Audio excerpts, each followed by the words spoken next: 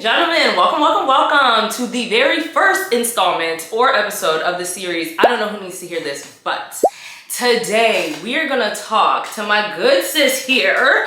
As you can tell who it is, I'm gonna have her introduce herself, but before I get too hyped, I wanna talk about the topic that we're gonna really touch on. And it's going to be multiple things, but the main thing is going to be networking and building community and or finding your community.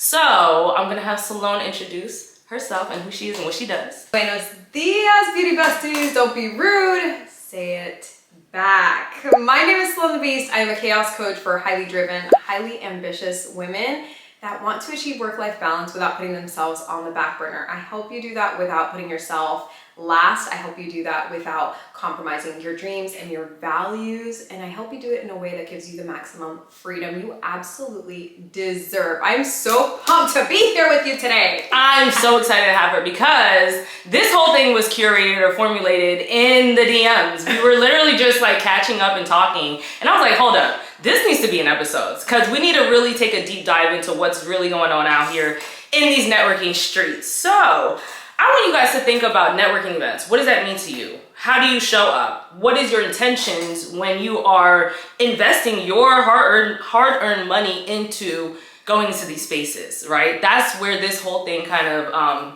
started from. So I want to kind of pick up on our conversation that we were having in the inbox. I want to start with intentions. What our intentions are when we start going into these spaces. I know for me, when I'll just talk a little bit about my backstory and how I even got out here and discovered that this was a thing, especially in Orlando. I was truly looking for a sense of community, right? I had just lost my shop and my husband's like, girl, what are you doing, right? And I was like, I don't know. I don't know what to do. I don't know what I should do. And I reached out to a group that I'm a part of, Black Moms of Orlando, and they were like, host an event. And I was like, I could do that? And they're like, yeah, create an event and see who shows up. So I was like, okay. So I created this mompreneur brunch, and 7 ladies showed up. Mind you, this wasn't something that, it wasn't like, oh, I'm like, have a flyer and all that. I was just looking for people like that I could relate to, that were moms in business like me. So 7 women showed up and they were like, it was amazing because I didn't even know like this was possible, right? To find community that easily, even though I really didn't take too much thought process behind it. It wasn't, I guess, I'm not gonna say it wasn't that intentional. It was, I don't know, it was organic, it was divine. I will say it was divine. And God put those 7 women in the room with me. And from there, I was invited to another organization, Women on the Rise, shout out to them. And I joined that organization. And then that's when I really started to get into events because I signed up for leadership, the associate director of events position. So from there it kind of grew. So I want to ask you, or let's talk about your perspective on the intention of networking events or just creating events or finding community, what that means for you. Yeah, absolutely. So one, I highly believe that everything that you do needs to be with intention. You need to know what you want to get out of your time and energy investment. Definitely. A lot of people talk about the ROI when it comes to your money, and I don't see it that way necessarily. Yeah. I really look at it as like, what am I getting for my time and my energy, especially if you're like us. Rose has 3 babies. She got 4. So when it comes to where am I spending my time, I don't play with that, right? I'm very selective. So when you are looking at what networking events to join, when you're even considering like, okay, I need to grow my network because in the wealth world, your network is your net worth. Right? You need to really identify what is the investment return that I want of my time and my energy. You need to know exactly what do you want out of it? What is my intention out of attending this event? Do I just want to make connections so that I have someone to call when I'm not feeling like showing up to work today? And that's it for me, right? Because that piggybacking, when I started, I didn't even understand the concept of community. All I knew were my friends, my family, like that was my community. I didn't know I could curate a community outside of that, right? And that's what I needed. That at the time, I needed somebody to put everything back in perspective for me. I knew this wasn't the end, but I needed to see like the women that were doing what I'm trying to do actually living that life, or whatever it was that I needed to pull myself out and drag myself out of that darkness. So for you, when was it for you that it hit for you? Like, wow, I need community, because I know you talk about it a lot. Yeah. You were really solo dolo, like I'm out here by myself doing the things. So let's talk about that. Yeah. So my background, for context, when I started in entrepreneurship was in the barber space. Mm-hmm. So also beauty and obviously hyper masculine space, and some of that, I believe I was already born with that. I'm very aggressive as a female. Nah, I wouldn't even say it's aggressive, because it's more, what do they call that? Masculine. Yeah. Like more in your masculine energy. I'm which definitely. Because I don't subscribe to like aggressive. That triggers me, but that might be something I need to work on. Anyway, I'm gonna let you finish. No, but I agree. I definitely more my masculine energy, and so I kind of was like this lone wolf. I was doing business, and it was going perfectly fine until, and I actually talked about this today on my stories, until I received a cease and desist letter for my grant writing business. I ventured off into grant writing because our barber stuff was running out of tone, and at that point I was like, who do I talk to about this? I got a lawyer, right? He's handling that. But who can I go to for help? Who can I go to? Because now I want to burn this whole thing down. And there's no one really. You have your spouse, and that's a form of support, but there was no one that had been like, I've been through this, and it's not that serious, girl. Yeah. This, in my case, it was personal, but it's not even personal, right? Let's look at it for what it is. And at that point, I was like, okay, hold on. I need people. Yeah. And it kind of is the same when, part of my French, when shit hits the fan, that's when we realize, hold on, who do I go? Who do I talk to? Because same for me, when I lost my job, I was like, whoa, that's when it really hit me. Like, I don't really have people that I can not only, because like you said, you have your lawyer, but you need people to talk to these things through. And even more than just therapy, right? Because it may not to say it may not be that deep, but therapy doesn't solve every issue for everything, right? Well, let me tell you the difference between therapy and coaching. Let's talk about it. Because there is a huge difference. A lot of people think, no, I don't need a coach because I have a therapist. A therapist handles the past and that root cause of the experiences that you had in your past and how they're showing up in the present. Okay. A coach, we work on the future. Everything that we do is future driven. It's with foresight. We're moving forward from whatever it is that's going on. We will still address underlying situations that are going on at the root and direct you depending on what that is. See, this is why I have her on, y'all, because no, I'm not even gonna lie. I struggled personally to I guess title myself or label myself how I'm showing up in this space. I knew I needed to help other beauty professionals, but I didn't want to call myself a coach because I felt like I don't have whatever, I don't even know there's like official certifications for it. It's kind of really like a free for all out here, but I love how you explain that. Therapy is for working on the past and what is still, the residual still there. Coaching is for the future. Y'all were to get on her. I'm gonna put all her information. There goes my son. He's up. I'm gonna put all her information in the description box. So, because now we done went there, and I'm like, whoa, how did we get here? So for both of us, it was a pivot moment. Let's talk about pivot moments. I didn't have it written down, but I think it's important to identify, because a lot of people say, well, how do I know when I'm gonna need assistance or when I need a coach or when I need help in XYZ? So let's talk about pivot moments. My friend and I were just talking about this. There are, you know how they say, like, there's levels to this. Like, we're not trying to be cocky. There really are levels to entrepreneurship. Absolutely. Okay, and so when you reach the space of CEO, now we are at high level, okay? Again, time and energy is the currency. And one of the biggest blessings that you could have as a CEO that is profitable, that is successful, that is thriving, that is in their own authority is knowing when, who, how do I need to be supported right now? What investments do I need to make with who and to what capacity? Dang, that's good. Because, and I don't think people realize, well, they say, oh, well, how do I know? You're going to know. I feel like you're going to know.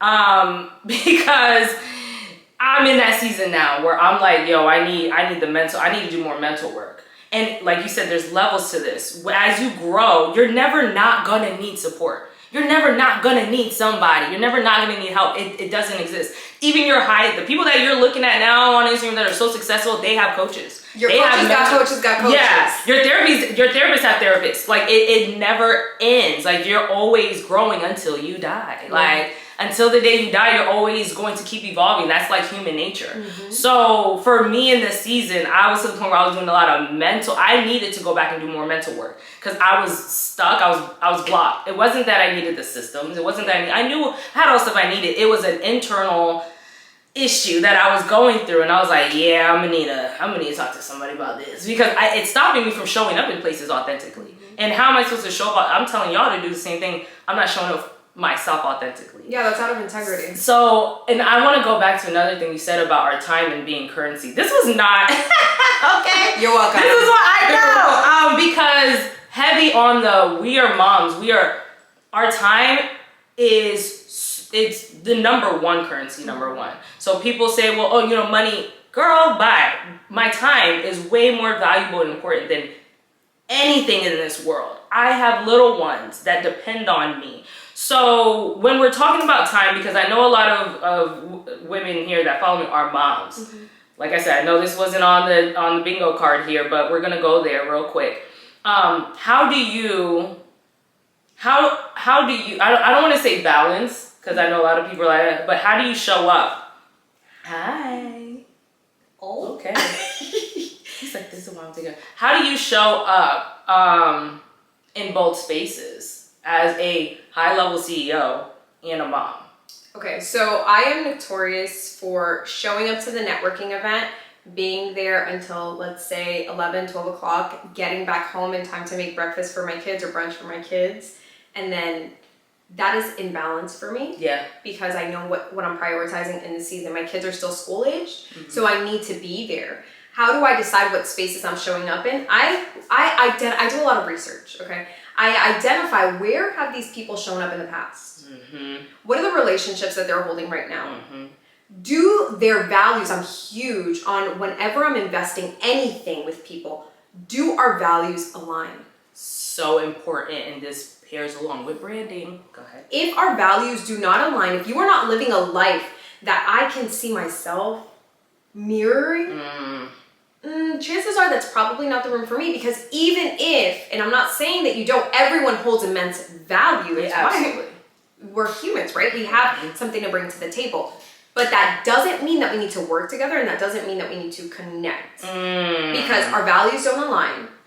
Because the spaces that you're in are not congruent to the spaces that I need to be in. Yep. Because you're probably not my dream client anyway. Yeah. And even more so, you're probably not my dream community. And there is a difference, because I have women in my community that they're not my dream clients, but they are the dream women that I wanted to support me, to back me, to be in my corner. And there's the double-edged sword, not double-edged sword, but like the other side of the coin. So back to event season, when you're showing up, how you're showing up. Are you looking for clients, or are you looking for investors? Are you looking for people to work with? Are you looking for a mentor? All of that matters. But going back to also what you said about your values, I talk about this time and time again. When you go into business, it is a spiritual journey, number one.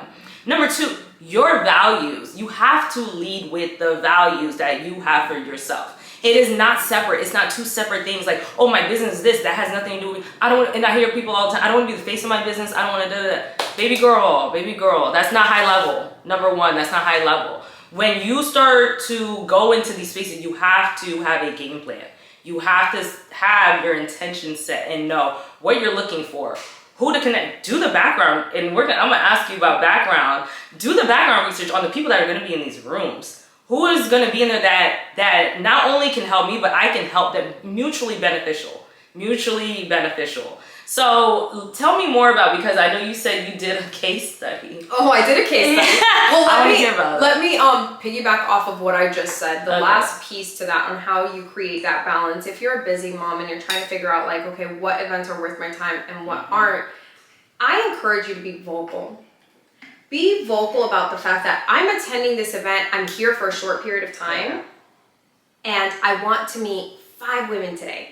I want to connect with 10 women today. And if you don't got a business card, first of all, I don't care. It's 2025 and people think that they don't need business cards. I was just at a summit and people are like, who still has business cards? Girl, if you don't, hold on. We got to go back to step 1. Yeah, and I'm not even gonna lie. My business cards have a QR code on them just because I have trauma in that too, but I'll address that later. But yes, you still need something tangible. There it is, something tangible to give the people.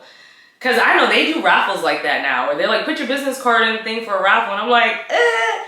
So, man, we're like, go in here. No. So be vocal about how your time is going to be spent at these events. That's something that I've learned to be really great at, especially and this will segue into my market research from last year. Yes. I did a case study last year. All of 2024, I had stopped working with my coach at that time, and I started exploring what it would mean to be at more in-person events. Okay. I knew and had foresight because a good CEO has foresight as to the direction of the market. Absolutely. So I started forecasting that 2025 was going to be the year for in-person events. There was going to be this rise, small creator, large creator, you are hosting an event. Yeah. And so I said, I need to understand what that landscape looks like. I need to understand how to show up effectively, how to perfect my pitch. And what I found blew my mind. Because let's talk about it. Y'all don't know how to network. I'm just gonna put it out there. Y'all don't know how to network. You think that the people that are loudest online are the people that are thriving at the highest level. Let me tell you something. I have 2,000 followers, y'all. My business is doing very well. Thriving! Okay? Thriving. You wouldn't necessarily guess that if you only saw my follower count. Absolutely. And that's all people think about. It's like, how many followers does she have? That's the way, the same way that y'all are treating Instagram is the same way that you are treating in-person events. Absolutely. So we showing up thinking, because the glitz and the glam. Yo, let me tell you something. One thing I learned, like, mind you, I don't know if I did a case study, but I'll call it a case study because you're doing your research, right? And people know how to market the hell out of something.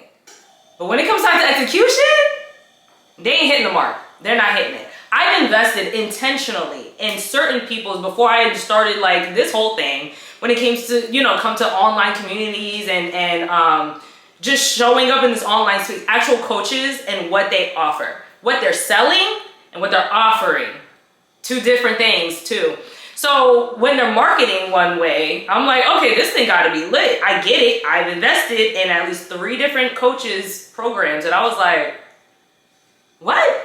This is stuff I already knew. This is ChatGPT stuff. This is Google,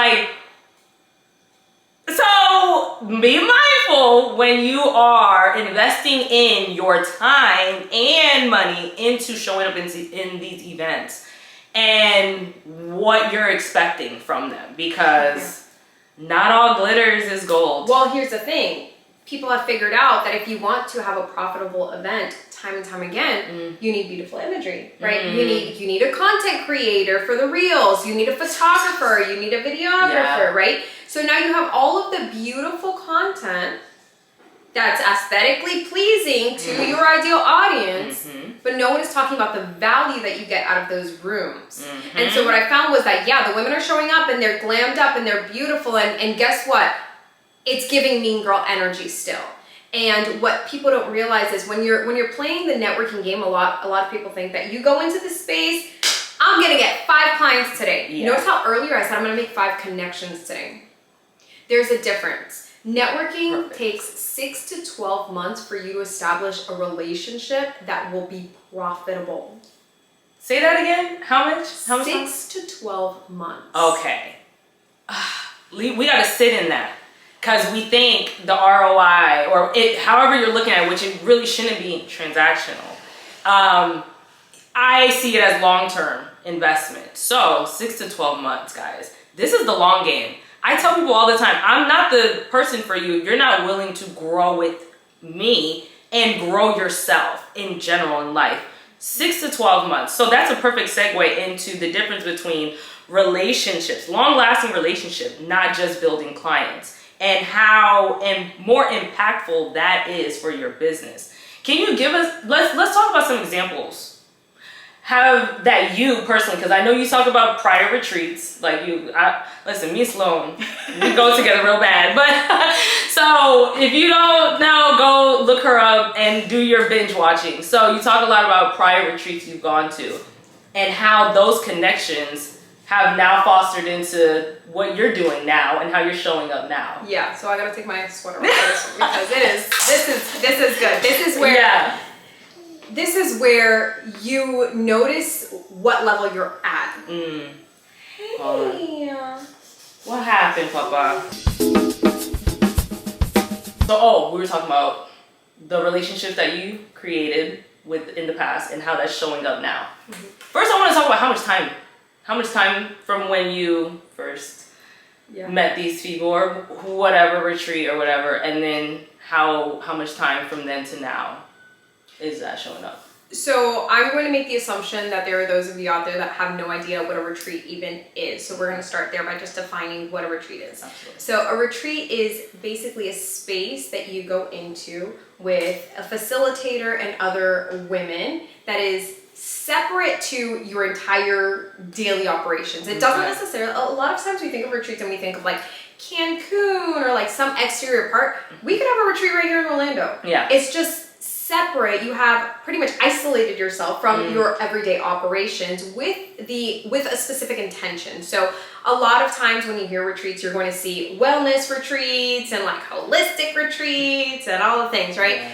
And then you have business retreats, which are the ones that I had been attending. Okay. They were very specific to the coaching that we were experiencing throughout the year. And then at the end, this would be like our big, essentially blowout. Okay. So my first retreat was 3 years ago. It was in Mexico. And this is where I met one of the girls that I work very closely with now. And another one that like, we're all just like really good friends. Okay. And when I first attended that retreat, I was very apprehensive, very skeptical. I was like, I don't know about all these girls. And my husband, literally as I'm getting on the plane, he's like, be nice, make friends. He knows you. Like, he knows you me so well. Yes. I'm like, I don't know what you mean by that. But you go into this space and you're so on defense and you're closed off. Yes. Because community trauma, right? Yes. So real. Yeah, and that's a whole nother episode we can talk about. Another episode. And what I was met with is so much space that was held. I'm gonna meet you exactly where you're at. Don't worry. When you are surrounded by women that are being vulnerable, when you are surrounded by women that are saying, yeah, my business is making over 6 figures and I still feel like I have no identity, I'm struggling in my relationships, this feels hard and I know it shouldn't. Yeah. All of a sudden it's this unveiling that happens. And you humanize the CEO that you've been seeing on Instagram, on social media, or maybe you didn't even know, but at first glance, you're like, damn, she's making a lot of money. Yeah, right? Yeah. The space that's held is so vulnerable and so intimate that you can't help but build a sisterhood out of that. Yeah. I love that. And that, I relate to that in the sense of kind of piggybacking off of my experience in trying to find community. I think that's something that I didn't anticipate. Like when I was, reaching out to these women, they're like, you should come. This is like my introduction to Women on the Rise. One of my good friends, she's still with me now, Leslie, and a lot of you may have seen her. She was like, you need to come to a Women on the Rise meeting. And I was like, Women on the Rise? That sounds like a whole group, a whole lot of women in one room. I don't know. Apprehension though. It's that same apprehension because I've never been, in a space like that. So, and it also took me about 5 months of her like, hey, are you gonna come to meetings though? But when I did initially go to that first meeting, like you said, the veil was like uncovered because I didn't know what to expect. I didn't know what to anticipate. I just know it's a group of women. So when I got in there, the vulnerability that was shared, I was like, wait a minute, I didn't expect to go this deep. I don't know y'all like that, but we went there. And you had no other choice but to have a sisterhood formed. And it's such a beautiful thing that I think that's the layer that people underestimate when it comes to community and finding your tribe. I talk about that a lot because people are like, well, I don't know anybody. I was like, you have to find that. And you also have to curate. You have to make space for it. You wasn't like, oh, like you intentionally went to this retreat. Yeah. I intentionally was like, okay, it's time to step out there and be vulnerable. You have to give yourself space to be vulnerable and allow people to show you who they are. Essentially, is what I'm hearing. Because I'm like, I relate to that story so much.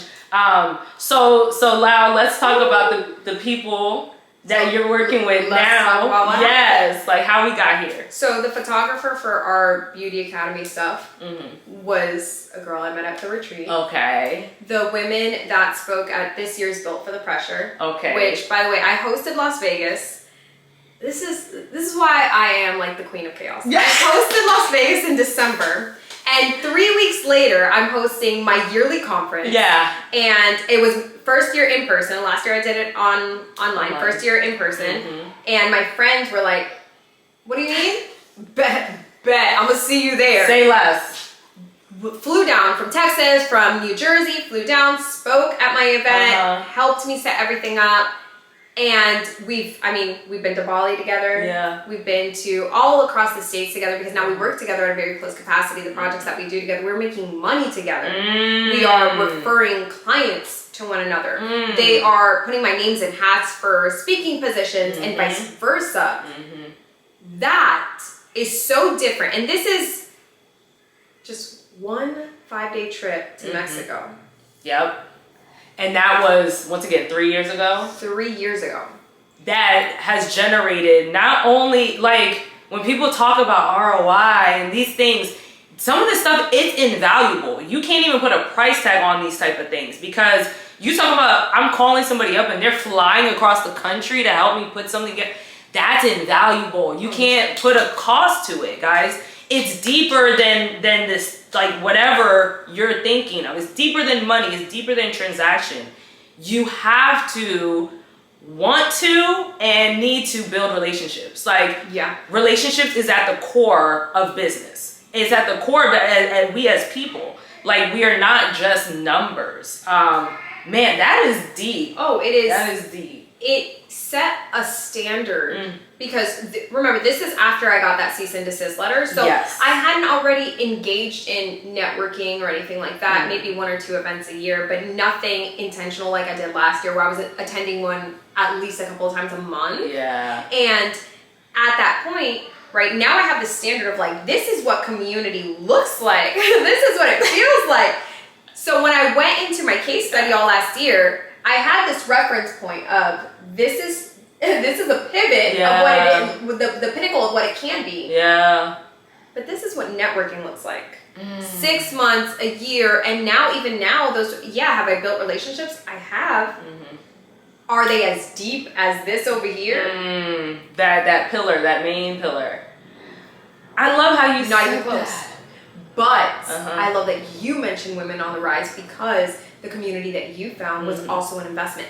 One of the things that blocks a lot of people when it comes to retreat is like, I don't know if I'm at that level. Like, it's so much money, right? Women on the Rise is an investment. It sure is. Yes. Yep.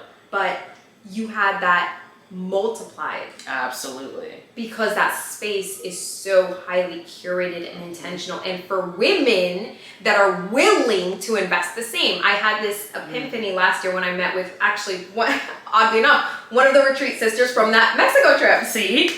Still popping up. Still popping up. And we hadn't seen each other for a while. And she said to me, I paid $1,000 for a dinner, a networking dinner, plus my flight to Chicago, plus my hotel stay and like everything else. Yeah. So in total about like $2,000. Yeah. For dinner.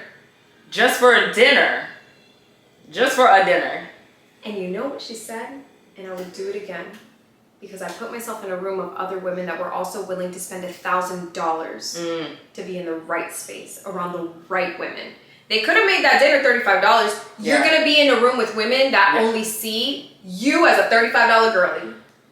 Hold on. Let's pause pause there because I do want to touch on that part. So now we're talking about the investment portion, right? And how much, like you said, some people, they're like, oh, well, that's a lot of money.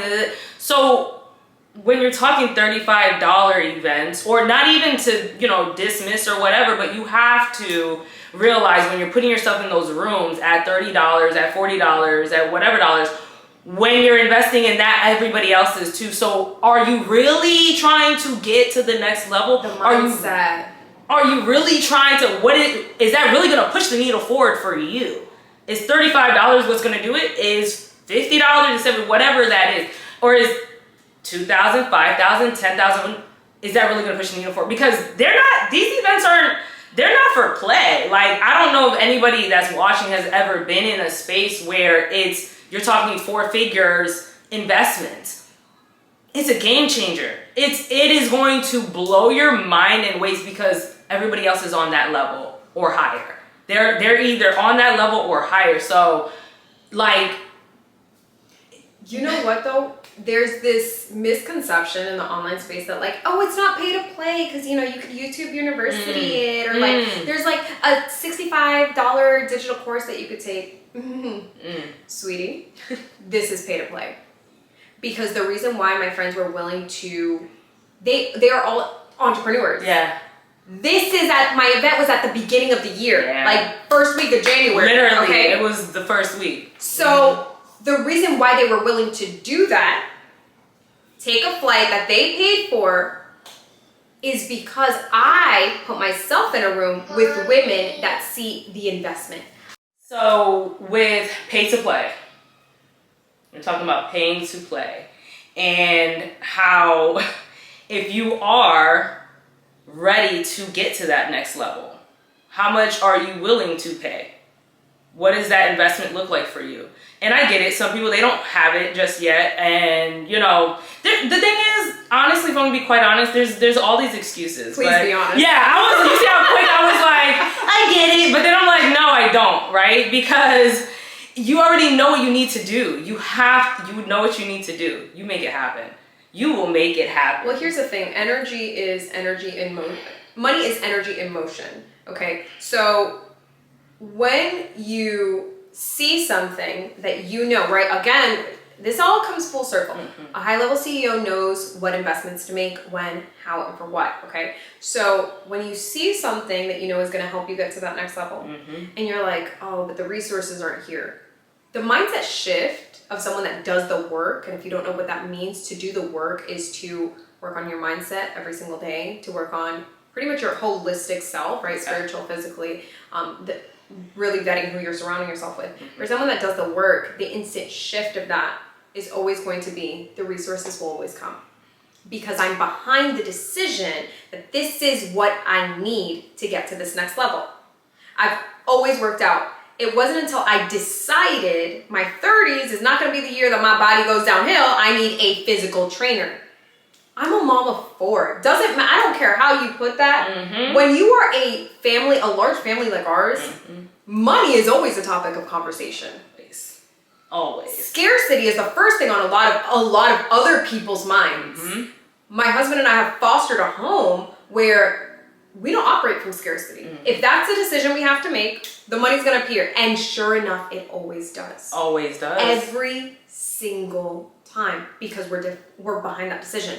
The reason why you haven't made the large investments that you want to make is because you're not really behind that decision. You're still operating from scarcity and fear.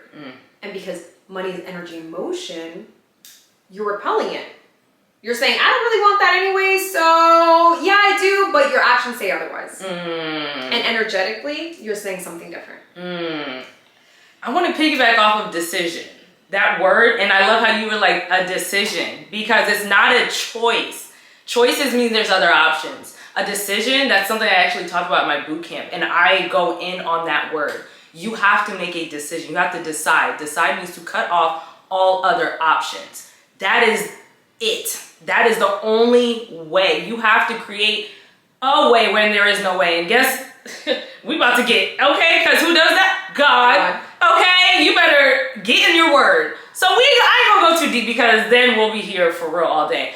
But you have to make a decision and decide to cut off all other options. when you are so honed down and focused on that, and you know that is what is going to serve you, that is going to shift, that's going to, like, all the things are going to happen from that one decision, the rest will figure itself out. The money will come. You keep doing what you're doing. If you're already doing what you're doing, you keep going. And then opportunities start to arise. Things start shifting. Things start happening for your greater, all things happen for your greater good. But then your eyes starts to open and you start to realize, oh my gosh, that's really God working through you, honestly. So that's also where the faith part comes into entrepreneurship. 100%. And when you're showing up in spaces, you have to be aligned. You have to be aligned and just know really who you are at your core, which also piggybacks off of values and all of these things. They're all related. Like, I don't want somebody to take one part of this video and think, oh, well, they said this. No, honey, it's the whole thing. It's interconnected. It's all interconnected. And when we're talking about these next levels, a lot of times you think like, well, I need to wait 3 years to hit 6 figures, or I need to wait 3 years to have this amazing community, to be fully booked as a business, person. And the truth is that God is the God of right now. And what we believe to be, he has no concept of time. It's us that puts our own limitations. Yeah. And so when you are saying like, oh, I'll invest in that next year. You just cut your blessing, because that was for you right now. But because you didn't decide, who knows what's going to happen from here to next year. It's really easy for us to play with time in that way of like, I'll do that in the next cycle. I'll do that in the next quarter, without realizing that you may not have until the next quarter. And most importantly, your client may not have until the next quarter. I love how you said that, put the restraint, time puts restraint on us. And I'm a really avid listener in Myron Golden. I don't know if you've dived into his teachings and whatnot, but he talks about moving with a sense of urgency, not rush, but urgency, as if we do not have tomorrow. Because honestly, what do we do? We don't. It's not guaranteed. Tomorrow is not guaranteed to know. The next few minutes is not guaranteed to. Girl, we in our 30s. Yeah. I've seen people drop off like fly. It is heartbreaking. It's insane to me that you're thinking of people that you went to high school with that are just not here. And you think, oh, well, I have all this time. I'm the exception. You're cute. Why would you? Who told you that? Who told you that? So to wrap this up, because honestly, we can go on and on, but I do want to put it all back together and package it in a pretty little bow. And I think what I want to wrap up with is how each of us personally are showing up for our audience, right? So I know for me, this platform is how I show up in my most rawest, truest self. So you have to, once again, decide who you want to be. Decide or figure out your values. Write them down. Put it on paper. And use that as your toolkit to curate the next version of you, or become that version now. Not in 6 months, not 2 weeks, now, starting today. Because it's so important. Before you go out, you think you want to network, you think you want to connect with certain people when they're not even aligned with who you're trying to be, who you want to become. It looks pretty on the surface level. Do your due diligence, do your research. What other tips do you have that you want them to carry with them when it comes to networking? Yeah, absolutely. You need to identify what stage of business you are in and what rooms are worth your time and energy investment. What containers make sense for you right now? I spent a year doing that case study of networking. Is that where my business is at? Honestly, no. It's why I invest in master classes that cost $2,000 because I need to be in the room with other women that are willing to get in the space of what's the value I'm going to get for $2,000. What are the conversations we're having at a level of investing $2,000, right? It's why I invest. I'm hosting a retreat in London in October, but I'm going to a retreat next January. Yeah. Because I need to be around those women.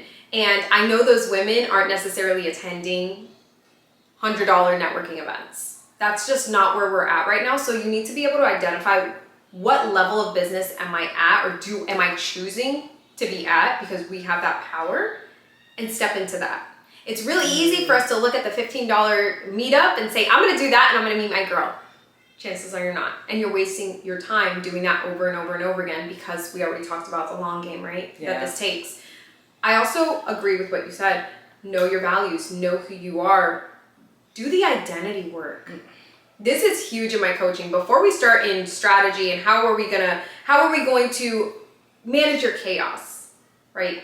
The first thing we do is, how do you become the woman that manages the chaos? Because if you have no confidence in what you do and who you are and how you show up, if you have no presence, if you have no authority, it's all going to fall apart anyway.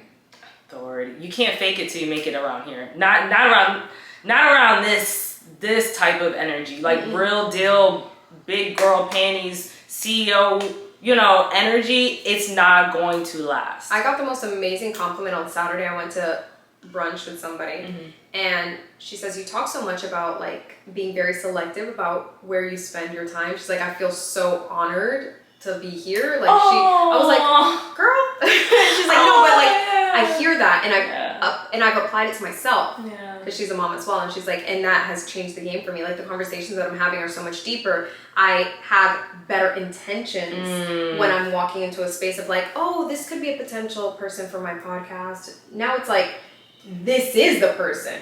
The confidence that knowing gives you. It's like a stream, a river, like you said, a flow of energy. Money's a flow of energy, but all of this, everything that we do is a flow of energy. What we're doing right now is a flow of energy. This came from, once again, the DMs. We're like voice messaging each other, and I'm like, girl, we need to make this a thing. Like, there's so many like levels and layers when you peel it like an onion, when you start to really do the work, but it all starts at the core too. You have to be number one, true to yourself and know what you want to accomplish and reiterate that every day, the mindset work. I'm going to leave you with one last nugget. If you are at the stage of business that we are at, the only way that I'm showing up in networking events is as a speaker, as a breakout room speaker, or as a keynote speaker. That is the only way I'm showing up. Why? Because I want to connect, yes, to the audience. I want to share my knowledge. I want them to be inspired and be empowered, and I want them to have the tools that they need to move forward with their goals. But I want to connect with the other speakers. And so if you are someone that's like, no, Sloan, I love networking events, I still want to show up. Okay, well now show up as an authority. That is the pivot that I have made over the past, I want to say 2 years, since you invited me to speak at Women on the Rise. Yes, yeah. That is the pivot that I made at that moment, because I was like, I don't attend these things. But if I am going to attend these things... And piggyback off of that, because I think that's what we started talking about, which is why we got here today, because I'm realizing that I'm in that pivot season now, where I'm like, okay, I need to start really strategizing my time and how I'm showing up to these events. Am I showing up as a speaker or am I showing up as a vendor? It's one of those two for me, because I have two businesses, right? So I'm showing up either as a vendor, where that's going to start being somebody else is doing, and I'm showing up as a speaker, because that's one thing somebody can't speak on your behalf. Yeah. So that's a pivot that I'm literally in right now, that I'm working on. And I'm like, it's so interesting when you start to make that pivot and you realize where you've come, what you've done, and what it needs to look like moving forward. That clarity, it gives you clarity moving forward. So I appreciate this so much for taking your time out of your busy schedule to come, just talk with us and like give us some more enlightenment into connections. Really, that's what this is. Networking is about. It's about building better connections. This is so much fun, and this is such a good connection, y'all. You don't even listen. She ain't going nowhere. She don't even know it. Like, y'all want to see more of her. Thank you guys so much for tuning in, and if you haven't already, go ahead and subscribe to this channel, because this is the first of many conversations of things that I don't know if you need to hear this, but. So I will see you guys on the feed. Comment, like, subscribe if you want to hear more or want to hear any other specific topics. Talk to you guys later. Bye.